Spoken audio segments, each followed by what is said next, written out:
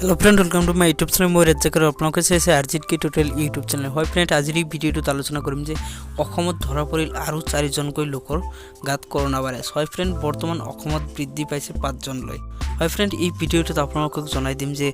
কোন কোন ডিস্ট্ৰিক্টৰ আৰু কোৰ লোকৰ গাত ধৰা পৰিছে সেই সবিশেষ এই ভিডিওটোত আমি জনাই দিম আপোনালোকক তো ফ্ৰেন্ড আহক আজিৰ ভিডিওটো আৰম্ভ কৰো অসমত কৰোনা ভাইৰাছত আক্ৰান্ত হোৱাৰ লোকৰ সংখ্যা 5 জনলৈ বৃদ্ধি পাইছে মঙ্গলবাৰে অসমত প্ৰথম গৰাকী কৰোনাত আক্ৰান্ত হওয়া ব্যক্তি চিনাক্ত হওয়াৰ পাছত আজি গুৱাহাটী চিকিৎসা মহাবিদ্যালয়ত আৰু 4 গৰাকী নতুন ব্যক্তিৰ শৰীৰত কৰোনা ভাইৰাছৰ উপস্থিত নিশ্চিত হয় নতুনকৈ কৰোনা ভাইৰাছত আক্ৰান্ত হোৱা লোক কেইগৰাকী হল ক্ৰমে নলবাৰীৰ মোহাম্মদ আৰশাদ আলী জাগিৰোডৰ ক্ৰমে মোহাম্মদ হজৰত আলী মোহাম্মদ নুৰুদ্দিন আৰু মোহাম্মদ জোনাফ আলী নতুনকৈ কৰোনাত আক্ৰান্ত হোৱা আটাইকেইগৰাকী লোকে দিল্লীৰ নিজামুদ্দিনৰ জামাতত অংশগ্ৰহণ কৰি অসমলৈ উভতি আহিছিল বুলি ৰাজ্যৰ স্বাস্থ্য মন্ত্ৰী হিমন্ত বিশ্ব শৰ্মাই আজি ঘোষণা কৰে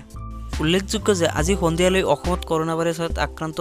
হোৱা লোকৰ সংখ্যাই দহকৰ ঘৰত প্ৰৱেশ কৰিব বুলি হিমন্ত বিশ্ব শৰ্মাই কয় আনহাতে দিল্লীৰ পৰা অসমলৈ ঘূৰি অহা কেইগৰাকী লোকৰ শৰীৰত কৰোনা ভাইৰাছৰ উপস্থিতি ধৰা পৰাৰ লগতে দিল্লীত বৰ্তমানো থকা 4 গৰাকী অসমৰ লোকৰ শৰীৰত কৰোনা ভাইৰাছ উপস্থিতি ধৰা পৰা বুলি হিমন্তই কয়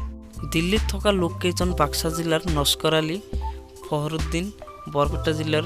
মুস্তাফা আহমেদ আৰু নগাঁও জিলাৰ মোহাম্মদ আলী বুলি চিনাক্ত কৰা হৈছে সংবাদমেলত হিমন্তই এই সকল লোকে মাৰ্কাছত অংশগ্ৰহণ কৰাৰ পাছত অসমলৈ অহাৰ পাছতে স্বাস্থ্য বিভাগত অৱগত নকৰাৰ বাবে ৰাজ্যত কৰোনাত আক্ৰান্ত হোৱা লোকৰ সংখ্যা বহু পৰিমাণে বৃদ্ধি পাব বুলি কয় ইয়াত আপোনালোকে চাইছে ইণ্ডিয়া কোভিড-19 ট্ৰেকাৰ হয় ফ্ৰেণ্ড এইটো লিংকৰ পৰা আপোনালোকে লাইভ আপডেট চাব পাৰিব